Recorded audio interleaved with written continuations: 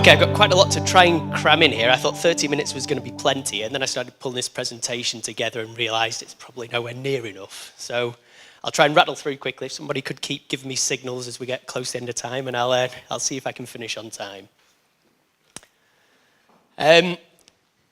So this is the basic structure of the talk. We can probably skip through the running fish very quickly and move straight on to the first question. So why do we worry about salmon and sea trout? So our conference theme is improving smolt survival in rivers and estuaries, which is very good. But why do we need to do this? Not just so that I can go and catch some of them, of course. I'm afraid I don't have a picture of a salmon. I've only got a sea trout because I've not been fortunate enough to catch a salmon on rod and line yet. If anyone wants to volunteer to take me so I can rectify that, that'd be good. Without good smolt survival, then an escapement from rivers, then obviously the adult runs will be poorer. Less fish in our rivers means that we can catch less, but are there other reasons why that's important? Well, I just thought I'd put this slide up first. It's not because they're in, if we look at salmon in particular, it's not because they're an endangered species, at least not globally. I think this is actually the only graph I've got in my presentation. I do have lots of pretty pictures though. But this is some data from Scotland which shows that in Scottish waters, numbers have been declining. But that's not universal. This is slightly more recent data, I think. So in some areas, they actually seem to be improving, at least in recent years. What is interesting is that there's a difference between the east and west. And why is that? Who knows? There could be reasons. I'm not sure if that's my only controversial slide. There could be others yet. So the way I see it, we've got sort of three main reasons why we need to worry about sea trout and salmon. The first is a moral obligation. So okay, we're not looking to change the world, but this is a species that belongs in our rivers, it's evolved in our rivers, and if its numbers are declining because of things that we're doing, then some of us at least will feel an obligation to try and rectify that, to at least stop the declines and hopefully try and reverse them if we can. There are ecological reasons. They're a vital part of some of our ecosystems, some of our rivers. They move nutrients from the sea back into fresh waters, which is quite rare. Not unique just to salmon and sea trout, but there aren't many species that do it.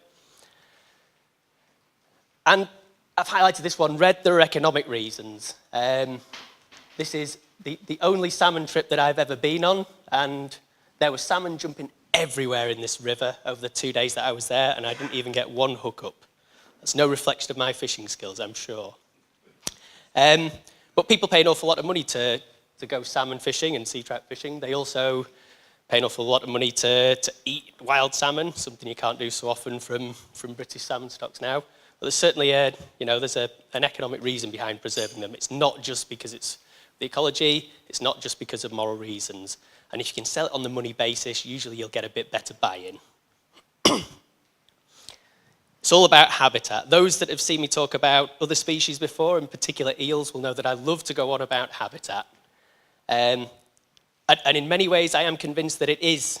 Maybe it's not all about habitat, but it's predominantly about habitat. So we know that the different life stages of most species, but in particular salmon and sea trout, they have different habitat requirements. Some people have already touched on that today. So one of the things we've got to do is make sure that they have the right habitat during those different stages of their life history.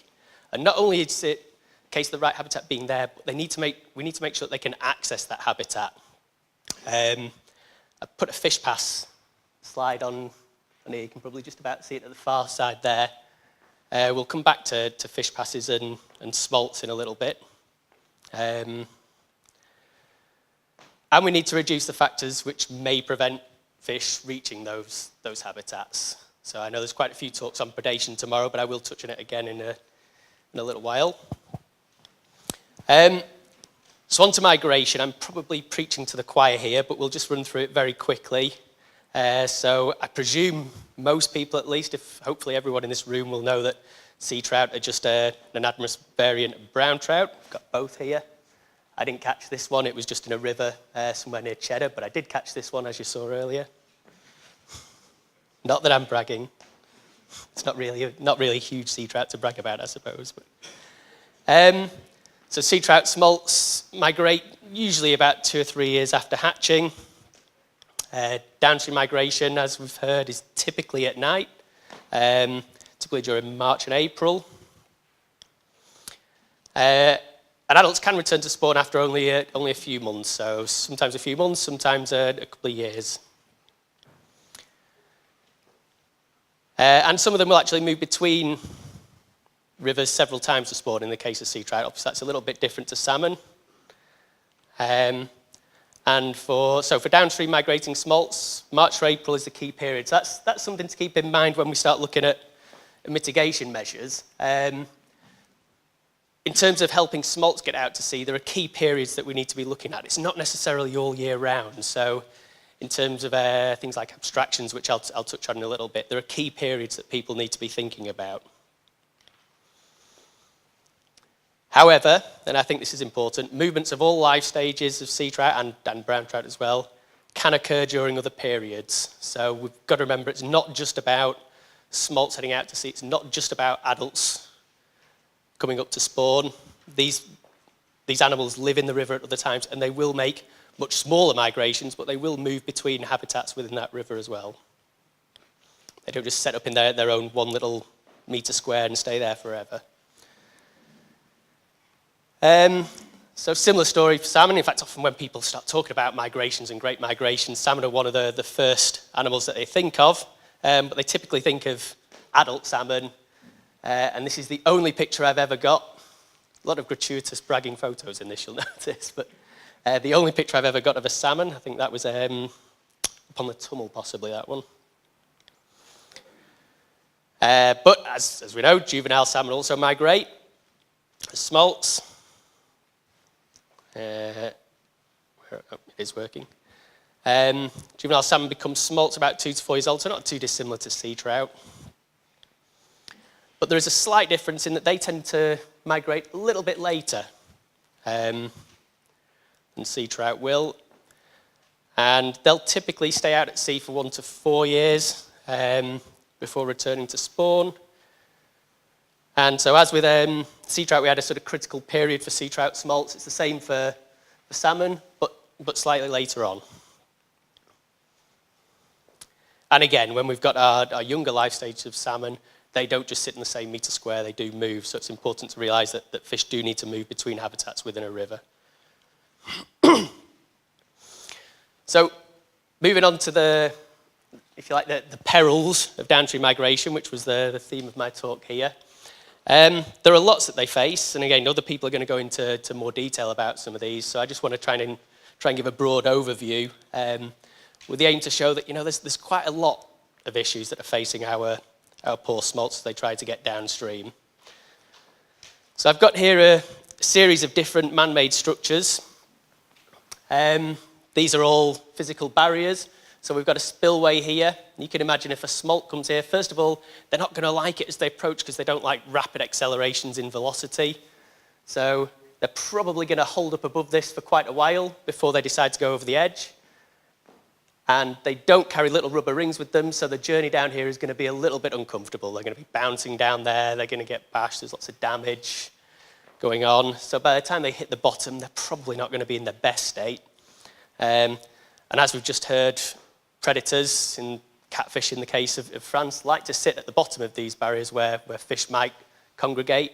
We heard that from the approach of upstream migrating fish, but if the downstream ones are coming down battered and bruised and a little bit disorientated, then the areas at the bottom of these structures are also going to be a problem.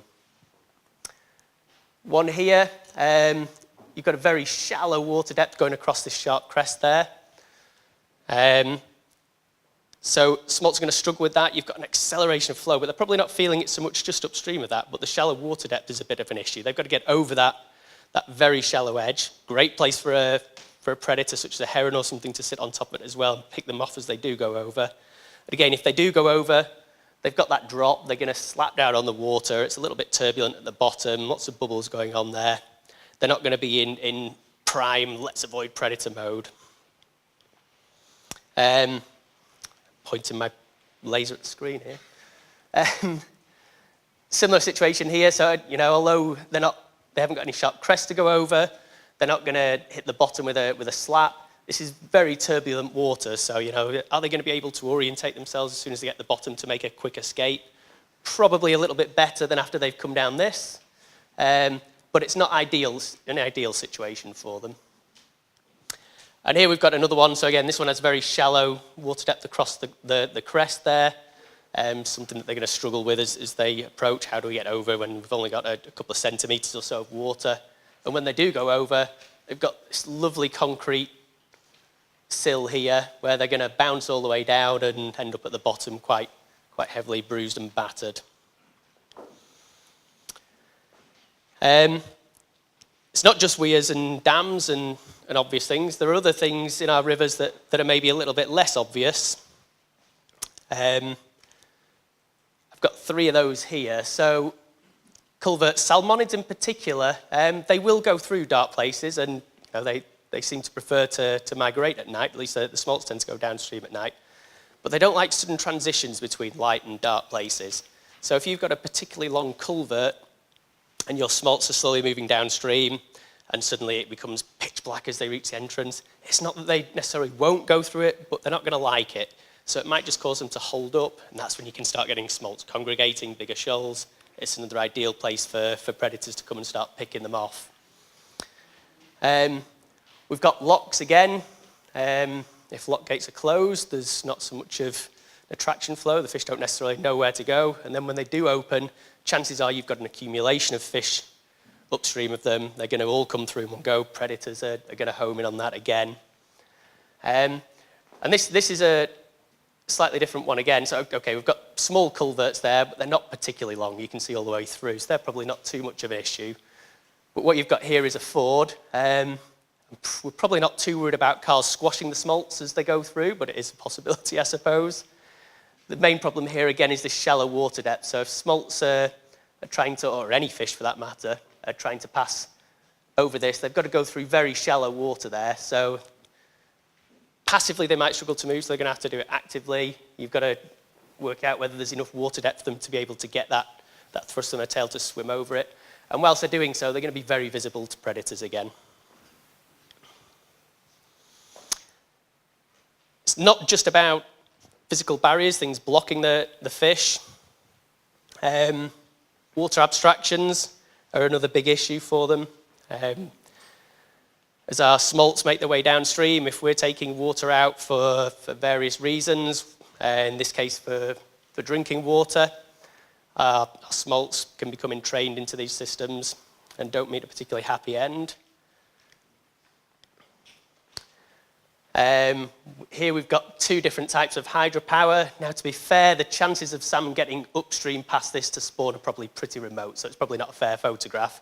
But if there were any up there, as the water passes back down, the spillways obviously one issue we've just dealt with in a previous slide, but they could also go through the hydropower system itself, and probably won't meet with a particularly happy end. And here we've got an Archimedes screw. Probably not quite as bad as some hydropower installations out there, but there are plenty of studies out there that will show they're still not ideal when it comes to fish passage. They still do encounter problems. There are other things that, again, we talk about physical barriers, we talk about abstractions. They're probably the first things that people will think about.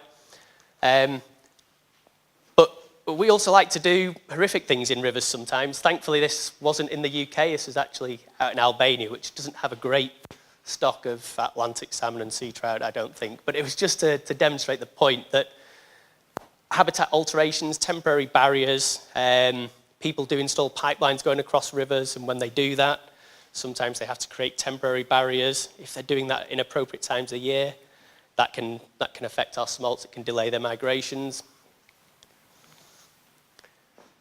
And pollution is an issue as well. So this was a very sad day for me. There are no sea trout or salmon in there. They're all just brown trout.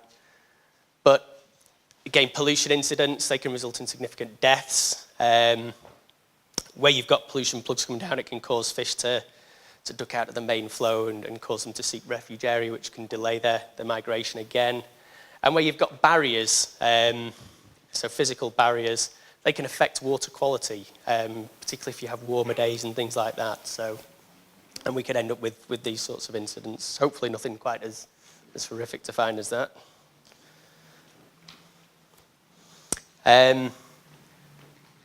Apparently these can be a problem. We'll not dwell on that one too much because I think that's opening a can of worms. There are also natural barriers as well, so some more gratuitous photo shots here of mine. Now, okay, to be fair, again, there probably aren't too many smolts migrating over Niagara Falls. I don't know anything about Niagara Falls. Do smolts come down? Maybe? No? But natural falls are obviously an issue. Now, they're natural. It's something that's always been there. But if you throw in a couple of these and a couple of man-made barriers, then the cumulative effects of these can start to become a bit of an issue. What are the natural ones? Of course, we've got predators, which I've mentioned a few times. They seem to come up quite a bit, and it's not surprising, therefore, that we've got a good session on all about predators tomorrow. I saw this probably about 3 years ago now, and I just thought that is perfect. That's definitely going in a presentation one day, and this is the first presentation. So. Herons aren't the only birds, of course. I'm sure we're all familiar with this guy, and I'm sure we'll enjoy hearing a lot more about it tomorrow. We've got grebes, and I'm not sure whether these crows are actually taking fish or not, but we just heard about the seagulls taking advantage of a situation. You know, predators aren't daft and they are opportunistic. If an opportunity presents itself, then, you know, whether you're a cormorant or a grebe or potentially even a crow, if a smolt drifted past it and it could snap at it, why not?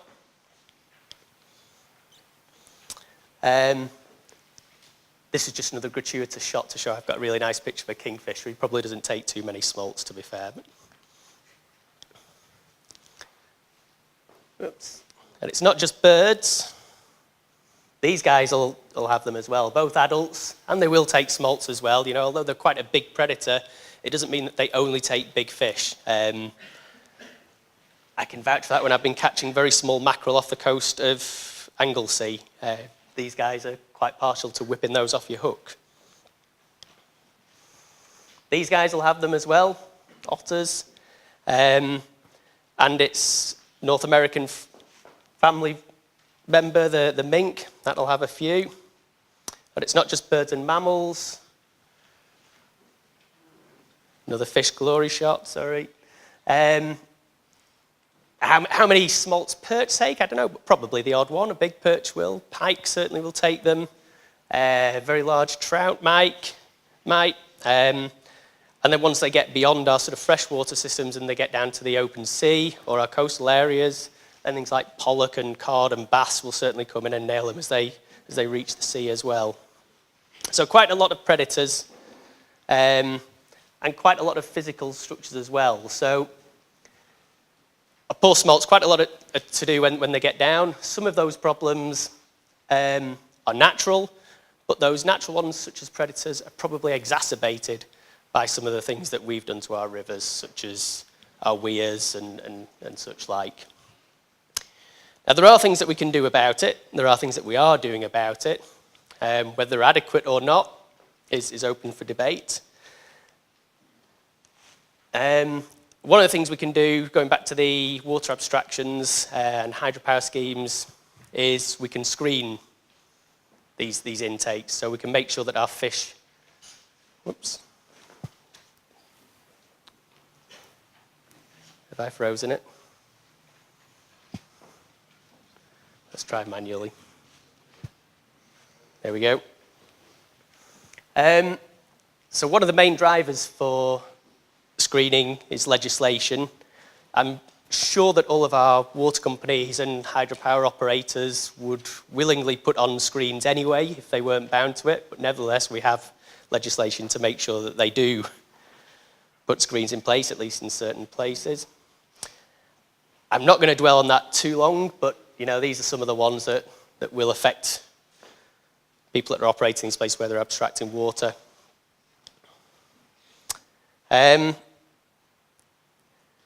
So we need screens to protect to prevent the entrainment of fish, including smolts. If they do end up going into these places, the end result usually isn't a happy one for them, as we can see from those poor guys. And as I said, this applies to a whole range of different things, so hydro schemes, drinking water abstractions, power stations, etc. Again, it's not just one or two issues that our poor smolts are facing. But the screens can cause problems if the wrong selections are made. So if you don't put your screen in the correct place, if your angle of your screen isn't correct, if the approach velocities in front of your screen is incorrect, then you could end up with additional problems. It's not just about putting something in the river to prevent the smolts going through into your abstraction points. It's about making sure that they can negotiate their way past it safely. So in terms of screening options, there are probably two main types of screen, or at least two main categories of screen, I should say. There's your physical screens, some people refer to them as positive exclusion screens. So these are bars, meshes, that sort of thing. And there are behavioural screens, or some people refer to them as passive screens. So with regards to physical screens, there are quite a few different options. And very briefly, we've got these type, which are vertical inclined bar racks. They're quite wide spaced. They're not ideal for smolt or eel protection. There are rotary disc screens, which I don't actually have a picture of, I'm afraid. There are coanda screens, so these have very, very small gaps. Things can flow over them quite easily. These tend to be associated more with hydropower schemes. Band or drum screens are another one. Passive wedge wire cylinders.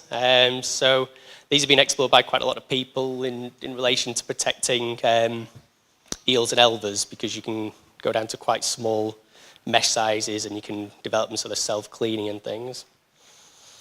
And there are sub-gravel intakes as well. So these are actually intakes that are positioned beneath gravel on the bed of the river. I've not actually seen one, but I know there is one on the River Loon, because I went and investigated that one once, but I didn't actually get to go out in the river and with my mask and snorkel and see it, unfortunately, so no photo, sorry.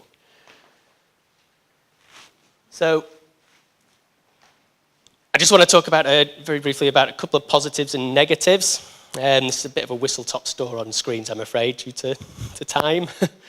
There is a high chance of physical damage to fish. So that's either through just striking the screens, glancing off them, or if your approach velocities are too high and the fish gets too close, it can actually end up getting impinged or sucked onto the screen so that it can't get away. Or even if it does get away, that impact with the screen is probably going to cause it damage. They're often higher costs than behavioural screens, which I'll just touch on briefly in a minute. And retrofitting them can be very difficult in some cases. So you've got to often maintain quite high water velocities through these screens. And that often means that if you need the very small spacing, that you've got to have very big screens in order to achieve that. So behavioural screens, we've got several different types. You've got strobe lighting there. You could also have lights that will actually attract fish to fish passage systems, so they can actually work in your benefit, not just a deterrent. There are acoustic screens, bubble screens, electric screens. I thought there was a different point going up there. Oh, that's the one I was expecting, or combinations of the two. So this is on the River Froome down south. This is an acoustic bubble screen, which is actually used to guide smolts into an area where they're counting them. So very briefly then, some positives and negatives on these. So there's less chance of physical damage to fish with behavioural screens. In many cases, they're lower cost than physical screens, and retrofitting them can, at least in a lot of cases, be a lot easier.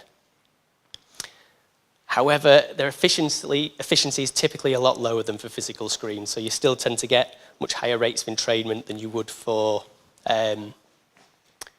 physical screens. So in terms of passage options, so fish passage improvements historically have focused upon upstream migrants. I had a prop in my bag here. I was going to hold up the National Fish Pass Manual, which is the first place most of us go to when looking at fish passage options. But if you actually go through that manual and look for guidance and advice on downstream migration, there's not really an awful lot in it. So, and that's something that's, downstream migration has started to be investigated more recently. We've known about it, but we've always sort of assumed, well, they'll find their way over the weir somehow, I guess.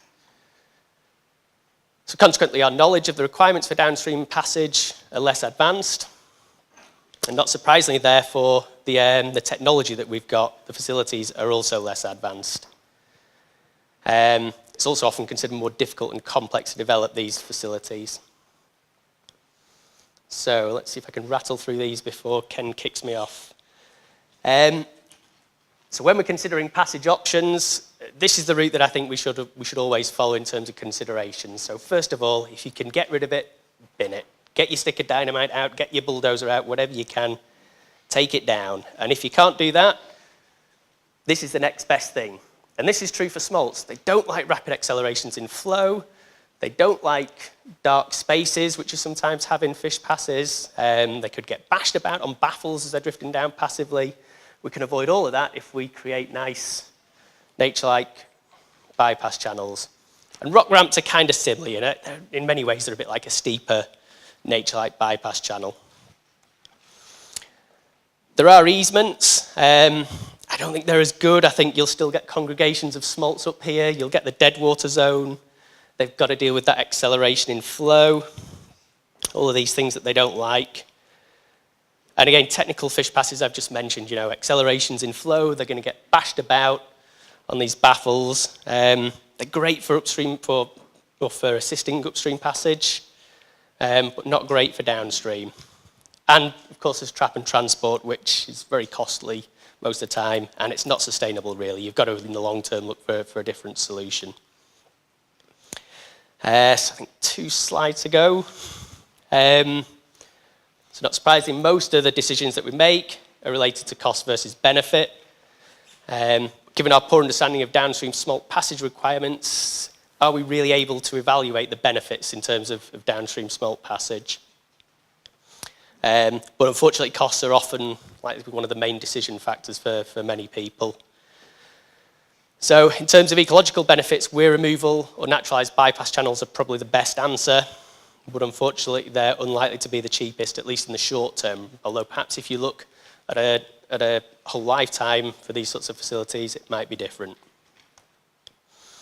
Okay, last slide. So just to sort of sum up then, obviously there's an urgent need to better understand smolt behaviour, and particularly behaviour at barriers.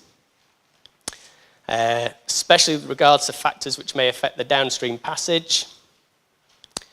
And then this information can subsequently be used to inform the design of smolt passage facilities to get them down there a little bit quicker so they're not hanging around above these places.